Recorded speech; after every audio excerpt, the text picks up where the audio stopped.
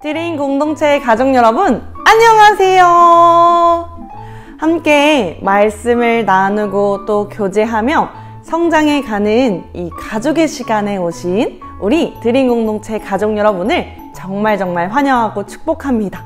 우리 오늘도 함께 말씀을 기억해보고 나눌 텐데, 우리는 지난주부터 출애굽기 말씀을 통해 하나님의 구출 계획에 대해 듣고 있습니다. 이번 주 말씀을 통해 하나님께서 어떻게 이스라엘 백성들을 이집트 땅에서 구해내 주셨는지 다시 한번 기억해보고 나눌 거예요. 그러면 그 전에 우리 함께 말씀을 먼저 읽어보도록 하겠습니다.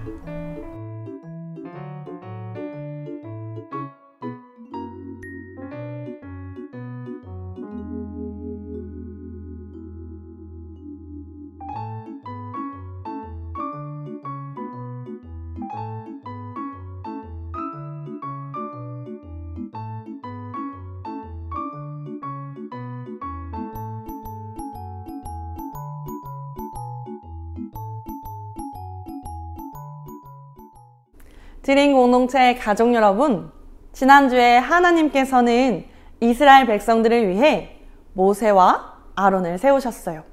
이 모세와 아론은 이제 두렵고 떨리는 마음으로 바로왕 앞에 섰어야 했을 거예요. 하지만 하나님께서는 이 모세와 아론을 위해 하나님의 약속들로 위로하고 안심시켜 주시고 또 용기를 주셨어요. 우리가 함께 읽은 본문 말씀 속에는 이렇게 하나님의 약속들로 가득 차 있어요. 하나님께서는 이스라엘 백성들을 이집트에서 구출해 주실 거고, 또 이 이스라엘 백성을 하나님의 백성으로 삼아 주실 것이고, 또 하나님께서는 이 이스라엘 백성의 하나님이 되어 주실 거예요. 이렇게 이스라엘 백성들은 하나님의 사랑을 깨닫게 될 거예요. 또 뿐만 아니라 하나님께서 오래전 아브라함, 이삭, 야곱과 하신 그 약속들을 다시 한번 기억하시고 약속하신 그 땅을 허락해 주실 거예요. 이렇게 오늘 말씀 속에는 하나님의 약속들로 가득 차 있답니다.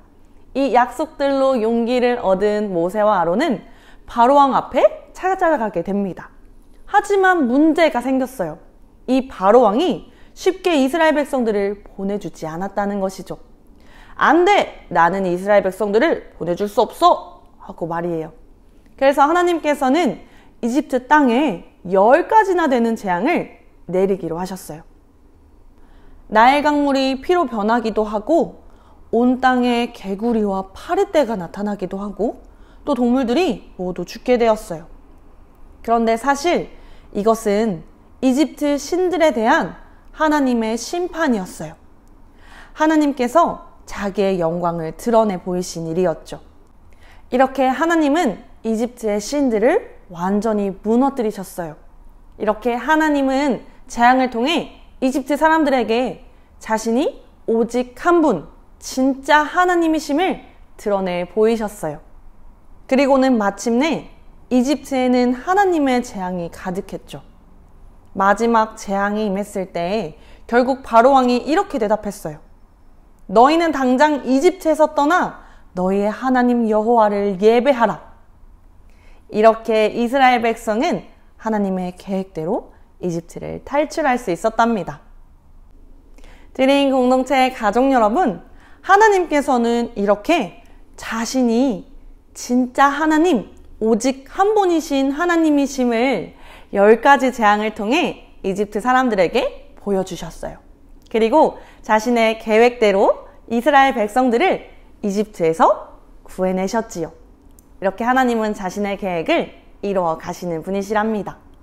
그런데 하나님의 계획은 아주 옛날 이스라엘 백성들에게만 갖고 계신 건 아니에요. 하나님은 지금도 여전히 온 세상과 또 우리 가족을 향한 구원의 계획을 갖고 계신답니다. 그래서 하나님께서는 예수님을 이 땅에 보내주셔서 예수님을 믿는 사람들을 죄로부터 구원해 주고 계세요. 하나님은 그 계획을 지금도 이루어 가고 계신답니다. 하나님은 어제나 오늘이나 내일이나 영원히 온 세상과 우리 가족을 사랑하세요. 그리고 우리를 구원해 주신답니다.